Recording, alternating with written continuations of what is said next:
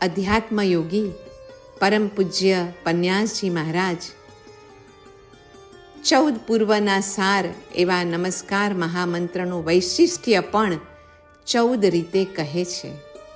તેઓ એમની રોજનીશીમાં લખે છે કે નવકાર એ સમ્યક દ્રષ્ટિ જીવનો પ્રાણ, ત્રાણ, જીવન અને આધાર છે. ચિત્તની સમાધિ એ સમ્યક દ્રષ્ટિને મન સૌથી મોટું ધન છે અને તેનું સાધન નવકાર છે. ચિત્તની સમાધિ માટે અંતે નવકારનો જ આધાર છે. 14 પૂર્વીઓનું વચન આ દેય હોય છે, કેમ કે તેઓ અવિસંવાદી તથા પોતે અનુભવીને પછી જ કહેલું હોય છે. મહામંત્રના પદો અને વર્ણો પવિત્ર છે, તેથી તેનું સ્મરણ કરનારને તે પવિત્ર કરે છે. લક્ષણો વડે યુક્ત વસ્તુઓનું દેવતાઓ સાન્નિધ્ય કરે છે, એટલે મહામંત્રના પ્રત્યેક વર્ણો દેવાધિષ્ઠિત છે. અક્ષરોના સ્મરણથી પરમેષ્ઠીઓ જાણે સામે આવી હૃદયમાં પ્રવેશ કરતા ન હોય, પોતાની સાથે જાણે મધુર વાર્તાલાપ કરતા ન હોય, અથવા અંગો અંગમાં આવીને જાણે તન્મયી ભાવે મળતા ન હોય એમ સાધકને અનુભવાય છે. અક્ષરોને અર્થની સાથે વાચ્યવાચક સંબંધ હોવાથી મંત્રપદોના સ્મરણથી પરમેષ્ઠીઓનું સ્મરણ થાય છે. શ્રી નમસ્કાર મહામંત્ર શાશ્વત છે. સર્વ તીર્થંકર ગણધર ભગવંતો તેનું જ આરાધન કરી ચૂકેલા હોય છે. તેનું ફળ સાક્ષાત અનુભવીને પછી તેઓ ઉપદેશે છે. તેઓની સંકલ્પ શક્તિ પણ ગણનારને સહાયક થાય છે. 3 લોકમાં રહેલા દરેક સમ્યક દ્રષ્ટિ આ મહામંત્રનું સતત આરાધન કરતા હોય છે અને એ દ્વારા પરમેષ્ઠીઓની સાથે તાદાત્મ્ય ભાવને અનુભવતા હોય છે. તેનો લાભ અદ્રશ્ય અને અગમ્ય રીતે સાધકને પણ મળે છે. સાધકની યોગ્યતા મન અને ઇન્દ્રિયોનો સંયમ છે. આપણું મન મૈત્ર્યાદિ ભાવોથી ભાવિત થવું જોઈએ અને ઇન્દ્રિયો વિષયોના વિપાકની વિરસતાથી ભાવિત થવી જોઈએ. વ્રતો નિયમોનું આગ્રહપૂર્વક પાલન અને દેવ ગુરુ સંઘ સાધર્મિકની ભક્તિ દરેક પ્રકારની મંત્ર સિદ્ધિમાં ઉપકારક થાય જ છે. નવકાર એ ચિત્ત સમાધિનો જનક છે. તેના 68 અક્ષરો પવિત્ર અને દેવાધિષ્ઠિત છે, જે પંચ પરમેષ્ઠીઓના સાક્ષાત દર્શન કરાવે છે. 3 કરણ અને 3 યોગથી તેનું આરાધન વિહિત છે અને 14 પૂર્વધરો તેમાં દ્રષ્ટાંતભૂત છે. 14મી વિશિષ્ટતા લખતા પૂજ્ય સાહેબજી કહે છે કે દેવગુરુનું સ્મરણ એ ધાર્મિક જીવનું પ્રથમ અને પ્રધાન લક્ષણ છે. તેથી જ 3 લોક અને 3 કાળમાં સર્વ સમ્યક દ્રષ્ટિ જીવો વડે તેનું સ્મરણ કરાય છે. શ્રી નમસ્કાર મહામંત્રમાં 9 તત્વનું જ્ઞાન પણ સમાવિષ્ટ છે. કઈ રીતે? શ્રી અરિહંત પદમાં પુણ્ય અને પાપનું જ્ઞાન, સિદ્ધ પદમાં જીવ અને અજીવનું જ્ઞાન, આચાર્ય પદમાં આશ્રવ અને સંવરનું જ્ઞાન, ઉપાધ્યાય પદમાં બંધ તત્વ અને નિર્જરા તત્વનું જ્ઞાન તથા મુનિ પદમાં મોક્ષ તત્વનું જ્ઞાન છે. દર્શન એટલે મૈત્રી ભાવનો પ્રકર્ષ એટલે મુનિપણું. જ્ઞાન એટલે પ્રમોદ ભાવનો પ્રકર્ષ એટલે આચાર્ય, ઉપાધ્યાય અને ગણી એટલે કે ગણધરપણું. ચારિત્ર એટલે કરુણા ભાવનો પ્રકર્ષ અર્થાત અરિહંતપણું અને તપ એટલે માધ્યસ્થ ભાવનો પ્રકર્ષ અર્થાત સિદ્ધપણું. નમો પદ ધર્મશાસ્ત્રની દ્રષ્ટિએ મોક્ષ અને તેના મૂળભૂત વિનયનું બીજ છે. નમો પદ મંત્રશાસ્ત્રની દ્રષ્ટિએ શોધન બીજ છે, કેમ કે તેના વડે તન, મન અને આત્માની પણ શુદ્ધિ થાય છે. શાસ્ત્રની દ્રષ્ટિએ નમો પદ એ શાંતિક, પૌષ્ટિક કર્મને સિદ્ધ કરનારું, શાંતિ અને પુષ્ટિને લાવનારું તથા વિનય અને નમ્રતાથી આગળ લઈ જનાર છે. નમસ્કાર મહામંત્ર વડે સમસ્ત સત્વ વિષયક સ્નેહ પરિણામ જાગ્રત થતો હોવાથી સ્વાર્થનું વિસર્જન, પરમાર્થનું સર્જન અને આત્માનું એકીકરણ સધાય છે. સ્વાર્થનું વિસર્જન શાંતિ કરે, પરમાર્થનું સર્જન તુષ્ટિ કરે અને આત્માનું અભેદીકરણ પુષ્ટિને કરનારું થતું હોય છે. નમો પદથી વિષયવૃત્તિ શમે છે, માટે શાંતિ થાય છે. નમોથી કશાય વૃત્તિ શમે છે, માટે તુષ્ટિ થાય છે. અને નમોથી આત્મવૃત્તિ જાગે છે, માટે પુષ્ટિ થાય છે. નમસ્કાર વડે આત્મા, આત્મા વડે આત્માને પરમાત્મ સ્વરૂપ જાણે છે. તેથી અનાત્મ ભાવનું વિસર્જન, સર્વાત્મ ભાવનું સર્જન અને પરમાત્મ ભાવનું સન્મુખીકરણ, અભેદીકરણ કે તાદામ્યનું અનુભવન થાય છે. આત્માનુભૂતિનું પરમ સાધન આ રીતે નમસ્કાર જ છે, કેમ કે નમસ્કાર વડે બહિર્ભાવ પરિણમન મટી જઈને અંતર્ભાવ પરિણમન થાય છે, જે આત્માનુભૂતિનું અનન્ય કારણ છે. ભાવ નમસ્કાર એટલે તે ગુણોને પામવાની તીવ્ર તાલાવેલી પૂર્વકની મન, વચન અને કાયાની શુભ પ્રવૃત્તિ. પંચ નમસ્કારથી સર્વ પાપના બીજ સમાન દર્શન મોહ જાય છે. તેના વડે ચારિત્ર મોહ પણ જાય છે. દર્શન મોહ જવાથી આત્મગુણોનું આકર્ષણ જન્મે છે અને જડના શબ્દાદિ ગુણોનું આકર્ષણ ટળે છે. અને ચારિત્ર મોહ જવાથી તો જીવો પ્રત્યે કશાયની પરિણતિ જાય છે અને મૈત્ર્યાદિ ભાવોની ઉત્પત્તિ થાય છે. મૈત્રીથી ક્રોધ જીતાય, પ્રમોદથી માન ઘટે, કરુણાથી માયા જાય અને માધ્યસ્થથી તો સૌથી છેલ્લે ગૂંઠાણે જતો એવા લોભને પણ જીતી શકાય છે. નવો અરિહંતાણમથી દર્શન મોહ જીતાય છે તથા અરિહંતોમાં નમસ્કારનું મહાત્મ્ય પ્રત્યક્ષ થાય છે. સિદ્ધને નમસ્કાર કરવાથી લોભ કશાય જીતાય છે. સિદ્ધ ભગવંતો નમસ્કારની સિદ્ધિને અર્પે છે. આચાર્યને નમસ્કાર કરવાથી માયા જીતાય છે, કે જેથી સદાચારના આચરણપૂર્વક સિદ્ધિપદની પ્રાપ્તિ થાય છે. ઉપાધ્યાયજી ભગવંતોને નમસ્કાર કરવાથી આપણી અંદર રહેલું માન જીતાઈ જાય છે, કેમ કે ઉપાધ્યાયજીઓ નમસ્કારનું શિક્ષણ આપે છે. અને સાધુને નમસ્કાર કરવાથી તો ક્રોધ જીતાઈ જાય છે, કારણ કે સાધુઓ નમસ્કારની જ સાધના હંમેશા કરતા હોય છે. સાધુઓમાં રહેલ સેવાભાવથી વિનયનો ગુણ વિકસે છે. સિદ્ધ પદની પ્રાપ્તિ અરિહંતે પ્રબોધેલા માર્ગથી થાય છે.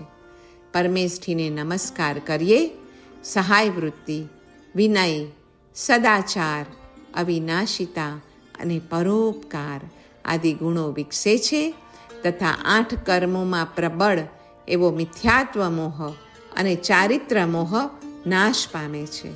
મોહ નાશથી પછી તો બાકીના કર્મો પણ વિનાશ પામે છે. અરિહંત સાથે આત્માની એકતા જાતિગત, ગુણગત અને સ્વરૂપગત 3 રીતે તથા દ્રવ્યગત, ગુણગત અને પર્યાયગત એમ 3 રીતે છે. અ, સી, આ, ઉ, સા અર્થાત અરિહંત, સિદ્ધ, આચાર્ય, ઉપાધ્યાય, સાધુ એમને કરેલા અંતઃકરણપૂર્વકના નમસ્કારથી પરમેષ્ઠીઓ પ્રત્યે સન્મુખતા આવે છે. તેથી જીવમૈત્રી, મોહજય, મનોજય, ઇન્દ્રિયજય થવાથી બ્રહ્મવ્રત પાલન સુલભ બને છે.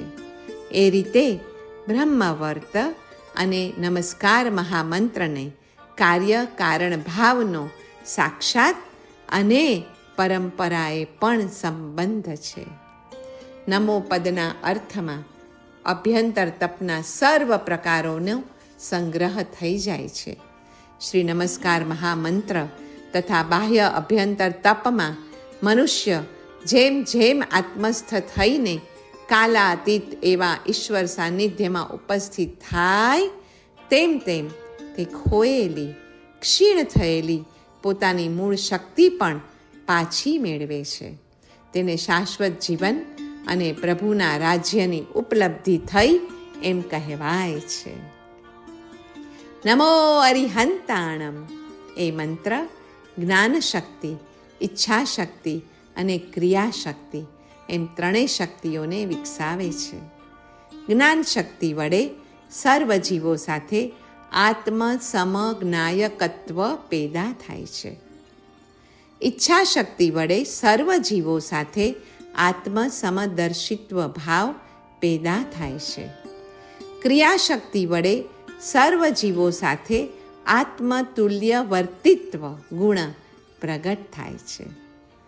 સૂર્ય નાડી એ ક્રિયાશક્તિનું, ચંદ્ર નાડી એ ઈચ્છા શક્તિનું અને સુષુમ્ના નાડી એ જ્ઞાન શક્તિનું મુખ્ય કેન્દ્ર છે.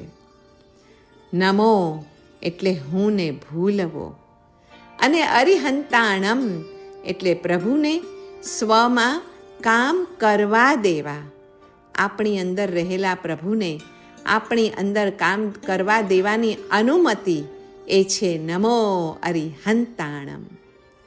બધી વસ્તુમાં આપણને એમ થાય કે હું કરું છું, પણ ના, અરિહંત પરમાત્માને જ આપણી અંદર કામ કરવા નહીં દેવા દઈએ ત્યાં સુધી મોક્ષ નજીક નહીં આવે. અરિહંતોના આત્મદ્રવ્ય, આત્મભાવ સર્વથી શ્રેષ્ઠ છે. તેથી જ અરિહંતોના નામ અને રૂપ પણ સર્વશ્રેષ્ઠ છે. એટલે જ નવકાર યાને સમર્થનું શરણ, નમસ્કાર, વંદન અથવા તો પ્રણામ એ સર્વે દૈન્ય ભાવનાના પ્રતીક છે. જે સર્વ ઐશ્વર્ય સંપન્ન છે અને સર્વનું ત્રાણ રક્ષણ કરવાની સમર્થ છે તેનો આશ્રય લેવા માટે તથા પોતાની દીનતા અને સાધનહીનતાને પ્રકટ કરવા માટે નમો પદનું ઉચ્ચારણ છે. સમર્થનું શરણ જે ગ્રહણ કરે તે જ દુસ્તર અને દુરત્યય, દુઃખે તરી શકાય અને દુઃખે જેનો અંત લાવી શકાય એવી સંસારની માયાને તરી શકે છે. દૈવી અને ગુણમયી એવી આ માયા દુરત્યય છે. માયાનું જે શરણું સ્વીકારે છે એ પછી સંસાર સાગરને પાર નથી પામતો, પરંતુ પ્રભુનું જે શરણ સ્વીકારે છે તે આ માયાને પણ તરી જાય છે. મહાવાક્યમ અનુચિંતયેત. નમો અરિહંતાણમ એ મહાવાક્ય છે. તેનું સતત પ્રતિક્ષણ આજીવન મરણાંત ચિંતન ચાલુ રાખવાથી દેહ, મન, ઇન્દ્રિયો, વાસના, ભાવના, બુદ્ધિ વગેરે બધા જ વળગણોથી પર થઈ આત્મા પરમ સામ્યમાં પહોંચી જાય છે. મહાવાક્યના ચિંતનની પ્રક્રિયા અંદરથી મદદ આપનારી અને નામ સ્મરણની પ્રક્રિયા અંદર બહાર બે રીતે સહાય કરે છે. તત્વમસી કે તત્વમ અસી એટલે હું તે છું. તે એટલે વિરાટ વિશ્વરૂપ છું. વિરાટ રૂપનું ભાન થયે નાના રૂપનો વિનાશ ભય ન ઉપજાવે. આ દેહમાં રહેલા ચૈતન્ય અને વિરાટ ચૈતન્યની વચ્ચે સંબંધ જોડવાનું કામ આ મહાવાક્યના ચિંતનથી સધાય છે. મહાવાક્યનું ચિંતન એ પણ એક જાતનો સત્સંગ જ છે. સત્સંગનું પ્રથમ ફળ પાપ ભીરુતા છે. માટે નમસ્કાર મહામંત્રના સતત જાપ દ્વારા શ્રી પંચ પરમેષ્ઠીનો વિવિધ રૂપે સત્સંગ કરવો એ આપણું કર્તવ્ય છે. તત્વનું શાસનમાં પણ કહ્યું છે ને કે નવકાર મહામંત્ર એ પરમ સ્વાધ્યાય છે, જ્યારે બીજા શાસ્ત્રો માત્ર સ્વાધ્યાય છે. વિતરાગમાં મહોદય પદ પ્રાપ્ત કરાવવાની શક્તિ છે એવો એમનો સ્વભાવ જ છે. અરિહંતાદિ પંચ પરમેષ્ઠીઓ નમસ્કાર ભાવોથી ભરેલા છે. ચેતનાને અભિમુખ બનાવવાની પ્રક્રિયા જ નમસ્કાર છે.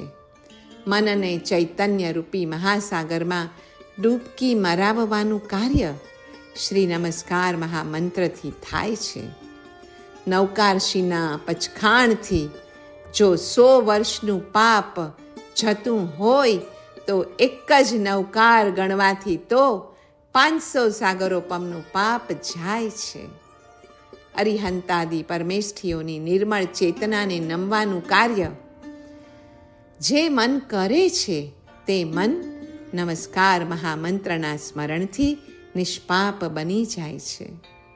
નમસ્કાર એ શબ્દ, જ્ઞાન અને ધ્યાનની ક્રિયારૂપ છે. શબ્દ વડે થતું વાચ્યનું જ્ઞાન અને જ્ઞાનથી થતું પરમેષ્ઠીઓનું ધ્યાન પાપક્ષયનો હેતુ બને છે.